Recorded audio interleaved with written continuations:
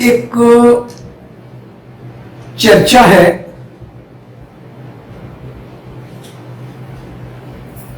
कि द्रौपदी ने राजसूय यज्ञ के अवसर पर दुर्योधन से अंधे का अंधा ही पुत्र कह दिया था, जब वह पांडवों के नवनिर्मित राजभवन में दिग्भ्रमित होकर सूखे स्थान को गीला समझ रखते थे और गीले स्थान को सूखा समझकर चल रहे थे। प्रसंगवश यह भी स्पष्ट कर दें कि पांडवों का यह महल मय नाम के एक कुशल इंजीनियर ने निर्मित किया था, जो कि खांडव दहन के समय अर्जुन के संपर्क में आया हुआ था। इस कुशल इंजीनियर ने खांडव दाह के समय अर्जुन से अपने प्राण के रक्षा की भीख मांगी थी। उसी उपकार के बदले उसने पांडवों का अप्रतिम महल बनाया था।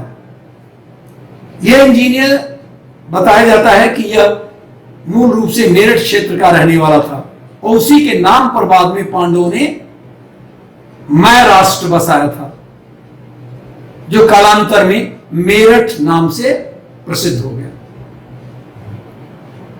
चर्चा करूं मैं राजा द्रुपद की बेटी द्रौपदी से धर्मराज युधिष्ठिर के विवाह की सूचना हस्तिनापुर नरेश महाराजा धृतराष्ट्र को सर्वप्रथम महात्मा विदुर ने ही दिया था। इसके पश्चात जब यह निश्चित हो गया कि पांडव जीवित हैं और लाक्षागृह में मरने वाले लोग कोई और थे, पांडव नहीं थे, तो पांडवों को वापस लाकर उन्हें आधा राज्य देने का निर्णय हस्तिनापुर की राज्यसभा ने लिया। इसमें भी चाल थी, यह भी दुष्टता थी, लेकिन अब जब वो आ ही गए तो हस्तिनापुर की राज्यसभा ने यह हुआ कि दो दो हिस्सा कर दिया जाए, एक कौरवों के हिस्से में और दूसरा पांडवों के हिस्से में। महात्मा विदुर महामंत्री थे, उनको भेजा गया और महात्मा विदुर पांडवों को अपने साथ लाए जब वो लाक्षागृह से बचकर के रास्ते में आ रहे थे, और राज्यसभा में लिए गए निर्णय के अनुसार महाराज धृतराष्ट्र ने उन्हें आधा राज्य देने की घोषणा कर दी और युधिष्ठिर को निर्देश दिया गया कि वह अपने भाइयों के साथ जाकर खांडव वन को आबाद कर वहां से अपना राज्य चला सकते हैं। खांडव वन तो एक प्रकार का बंजर था और वन था, और उसी को आधा राज्य धृतराष्ट्र ने दिया था पांडवों को। लेकिन धर्मराज युधिष्ठिर ने खांडव वन में आकर के इंद्रप्रस्थ नामक नगरी से अपने राजकाज का शुभारंभ किया, बनवाया। इंद्रप्रस्थ में आकर राजा युधिष्ठिर ने राजसूय यज्ञ का आयोजन किया, जिसमें हस्तिनापुर से दुर्योधन अपने बंधु बांधवों सहित उपस्थित हुए। इस यज्ञ में दूर दूर देशों के विभिन्न राजा महाराजा भी उपस्थित हुए थे। लेकिन देखिए, पांडवों की सदाशयता या योग है कि युधिष्ठिर की सदाशयता दुर्योधन को महल के निरीक्षण के समय उनको एक अलग से कर्तव्य करने के लिए दिया गया, लेकिन जब दुर्योधन महल का निरीक्षण कर रहा था तब उसे उपहास का पात्र बनना पड़ा। यह मैं की विचित्र इंजीनियरिंग कला थी। वह गीले स्थान पर सूखे स्थान की और सूखे स्थान पर गीले स्थान की अनुभूति कर रहा था। राजा दुर्योधन अपने मामा शकुनी के साथ सभा भवन में निवास कर रहा था। उसने उस सभा भवन में उन दिव्य दृश्यों को देखा जो उसने हस्तिनापुर में अब से पहले कभी नहीं देखा था। एक दिन की बात है, राजा दुर्योधन उस सभा भवन में भ्रमण करता हुआ स्फटिक मणिमय स्थल पर जा पहुंचा। स्फटिक मणियों से वो सजाया गया था वो जगह, और वहां जल की आशंका से उसने अपना वस्त्र ऊपर उठा लिया कि नीचे जल है, लेकिन यह एक बुद्धिमोह था। बाद में जब पता चला तो उसका मन उदास हो गया। तब वह सभा में दूसरी ओर चक्कर लगाने गया। एक स्थान पर वो गिर पड़ा, इससे वो मन ही मन बहुत लज्जित हुआ। फिर स्फटिक मणि के समान स्वच्छ जल से भरी सुशोभित बावली को ऐसा लगा ही नहीं कि वो बावली है, तड़ाक है, तालाब है, और उस बावली को स्थल मान करके, जमीन मानकर वो वस्त्रों सहित जल में गिर पड़ा। इस दृश्य को देखकर भीम, अर्जुन, नकुल और सहदेव इस पर हंसने लगे। दुर्योधन स्वभाव से ही ईर्ष्या वाला था, अमर्षशील था, अतः वह उनका उपहास सह नहीं सका। इसके बाद भी वह सूखे स्थान पर इतना डरा हुआ था कि कपड़े ऊपर उठाकर चलने लगा। इसकी और हंसी हुई। महाभारत में लिखा है कि तब दुर्योधन एक द्वार पर पहुंचते हैं, परंतु खुला हुआ उनको दिखाई देता था। वो ऐसा द्वार बंद था अंदर से, लेकिन लगता था कि वो खुला हुआ है। उसके प्रवेश करते ही उनका सिर टकरा गया, उन्हें चक्कर सा आ गया। तब भीम ने, यहां पर भीम ने व्यंग फिर से कस दिया, कहा, उन्हें धृतराष्ट्र पुत्र दुर्योधन कह करके संबोधित किया और हंसते हुए उससे कहा, राजन, राजद्वार इधर है। तब दुर्योधन आगे बढ़ा तो वहां एक द्वार खुला हुआ था, जिसे दुर्योधन ने बंद समझकर उसकी दोनों हाथों से धक्का देकर खोलने का कोशिश किया। तो द्वार खुला होने के कारण वो तो था, उसके लिए वो तो समझा था वो बंद है, इसलिए अपना जवाब दिया, लेकिन था तो वो द्वार खुला हुआ जो बंद होने का एहसास कराता था, और वह द्वार के दूसरी ओर जाकर गिर पड़ा। महाभारत में सभा पर्व में इस घटना का इतना ही उल्लेख है। यहां कहीं भी महारानी द्रौपदी के बारे में यह नहीं लिखा है कि वह राजा दुर्योधन को कहीं मिली और उन्होंने उनका उपहास किया। हाँ, एक बात है कि भीमसेन ने दुर्योधन को धृतराष्ट्र पुत्र जरूर कह दिया था। इस शब्द का अर्थ भी व्यंग में अंधे का अंधा ही हुआ, लेकिन फिर भी इस व्यंग का दोषारोपण महारानी द्रौपदी पर करना यह न्यायपरक नहीं है। दुर्योधन जब हस्तिनापुर लौटा तो उसने अपमान से भरे हृदय की बात अपने मामा शकुनी को बताया। मामा ने कहा कि मैं पांडुपुत्र युधिष्ठिर के समीप प्राप्त हुई उस प्रकाशमयी लक्ष्मी को देखकर ईर्ष्यावश जल रहा हूं। यदि मेरे लिए उचित नहीं है, मैं अकेला उस राजलक्ष्मी को हड़प लेने में असमर्थ हूं और अपने पास योग्य सहायक भी नहीं पाता हूं कि मैं उस राज्य लक्ष्मी को, उस दिव्य सभा को तथा रक्षकों द्वारा किए गए अपने उपहास को देखकर मैं बराबर ही संतप्त हो रहा हूं। ऐसा लगता है जैसे आग में जला जा रहा हूं। अग्नि मुझे पूरी तरह से जला रही है। दुर्योधन का अपने मामा से यह कथन ही उस भ्रांति का कारण बना कि वह इंद्रप्रस्थ में द्रौपदी से अपमानित होकर लौटा। यहां पर दुर्योधन जिस राजलक्ष्मी की बात कर रहा है, यद्यपि वह राजलक्ष्मी पांडवों की राज्य ऐश्वर्य ही था, लेकिन यहां पर व्याख्याकारों ने इसका अभिप्राय द्रौपदी से लगा लिया, जिसे द्रौपदी के साथ अन्याय ही फिर मैं कह रहा हूं कि वह अन्याय ही कहा जाएगा। द्रौपदी ने नहीं कहा कहीं।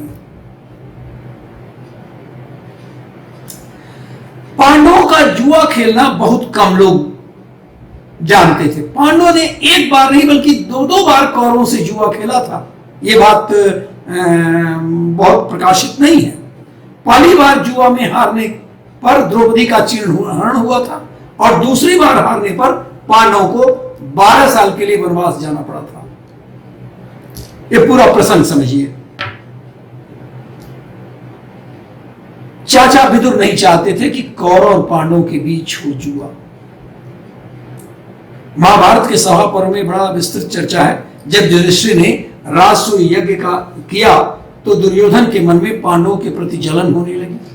तब शकुनी ने दुर्योधन से कहा कि तुम राजा धृतराष्ट्र से, अब ये शकुनी की चाल, उन्होंने दुर्योधन से कहा देखो ऐसे नहीं होगा, तुम राजा धृतराष्ट्र से कहो और धृतराष्ट्र की बात पांडव मना नहीं करेंगे।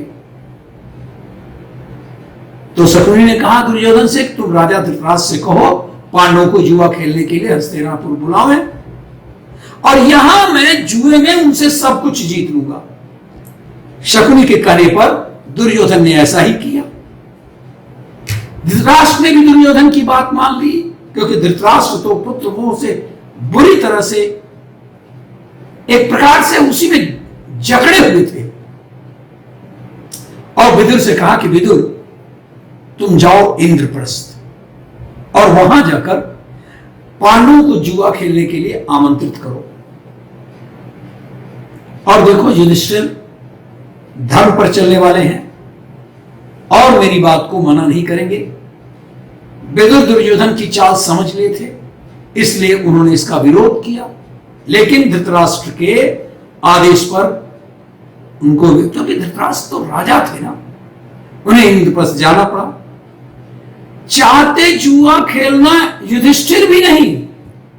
जब विदुर जी ने युधिष्ठिर के सामने कौरवों के साथ जुआ खेलने के प्रस्ताव रखे तो युधिष्ठिर ने कहा कि जुआ तो अधर्म की जड़ है, लेकिन यदि महाराज धृतराष्ट्र की आज्ञा है तो उसे मानना भी मेरा धर्म है, इसलिए हम सभी भाई जुआ खेलने के लिए हस्तिनापुर अवश्य जाएंगे।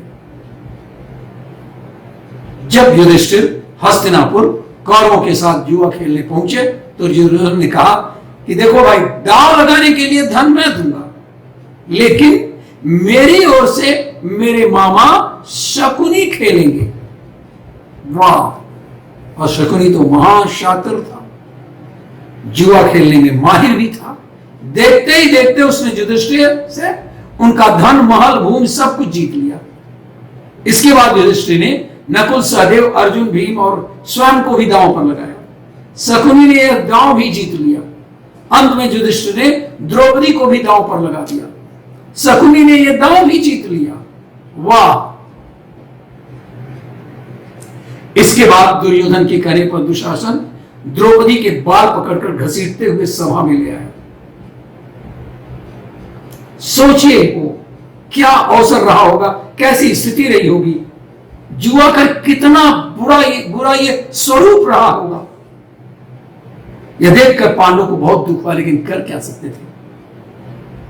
द्रौपदी के चीरहरण के बाद तमाम अपशकुन हुए थे।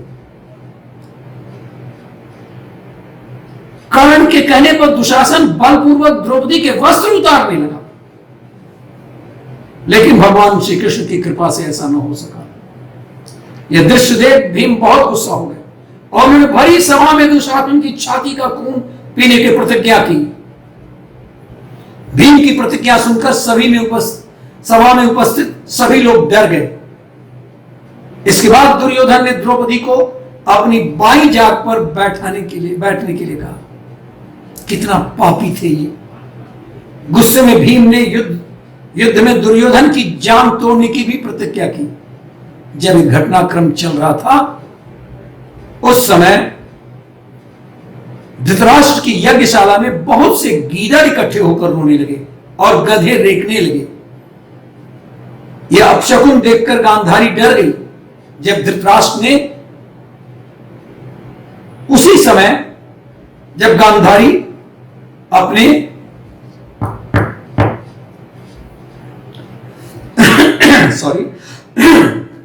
जब गांधारी और विदुर ने इन अपशकुनों के बारे में धृतराष्ट्र को बताया तो वो भी डर गए और किसी अनहोनी से डरकर उन्होंने द्रौपदी से वरदान मांगने को कहा।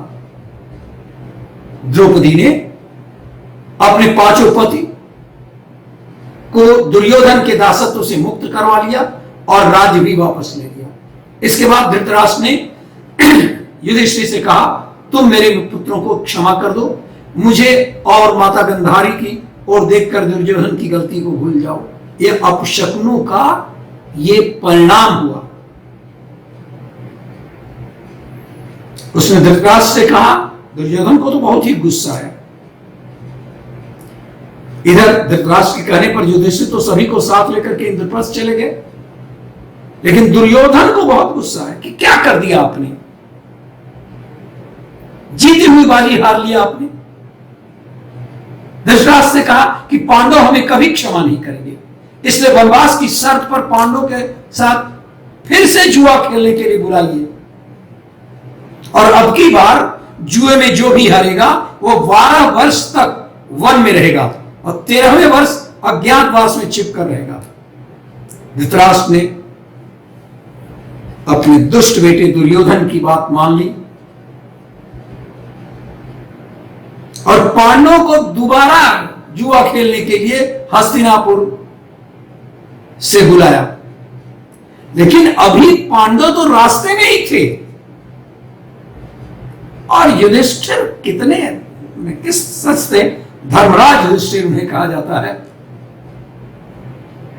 धृतराष्ट्र का जब संदेशा मिला अभी रास्ते में ही थे, तो फिर युधिष्ठिर खेलने के लिए राजी हो गए और हस्तिनापुर वापस आ गए। वनवास की पूरी बातें जानने के बाद युधिष्ठिर एक बार फिर शकुनी से जुआ खेलने बैठे और ये दांव भी हार गए। पितामह भीष्म, गुरु द्रोणाचार्य, कुल गुरु कृपाचार्य वो महाराज धृतराष्ट्र से आज्ञा लेकर पांडव वन की ओर चल गए।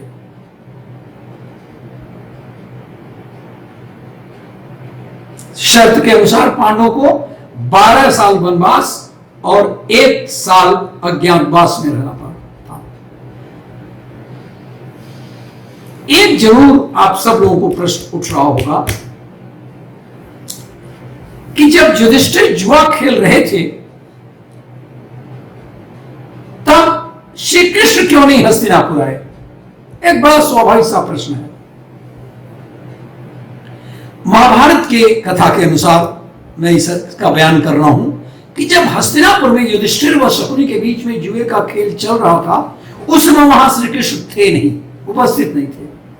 बाद में जब श्री कृष्ण को पूरी बात का पता चला तो पांडवों से मिलने वो वन में आ गए थे, काम्यक वन में पांडवों से मिले। श्री कृष्ण जुए में अपना राजपाट सब हार चुके थे। मतलब ये जो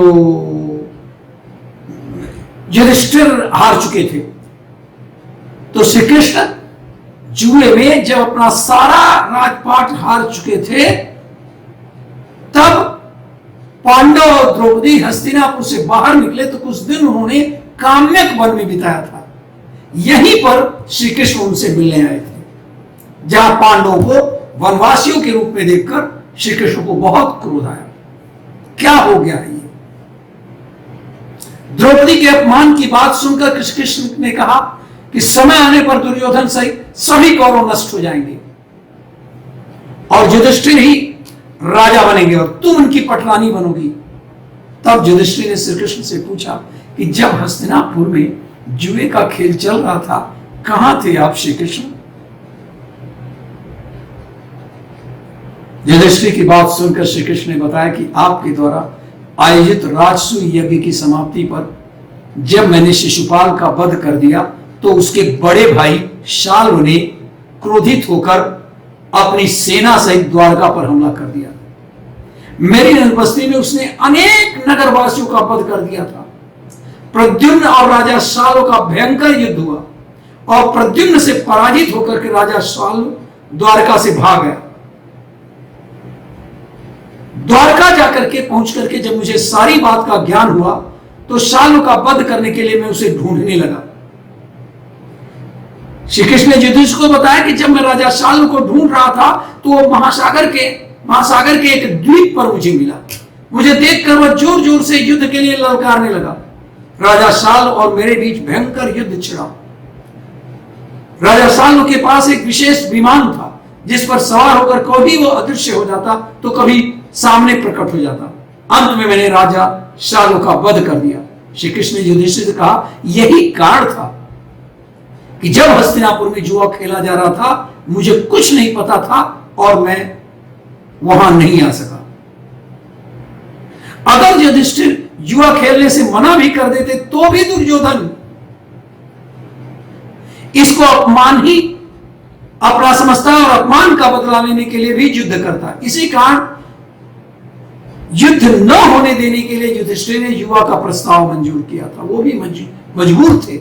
बहुत सारे प्रश्न आते थे कि क्यों युधिष्ठिर ने जुआ खेला, दोबारा खेला।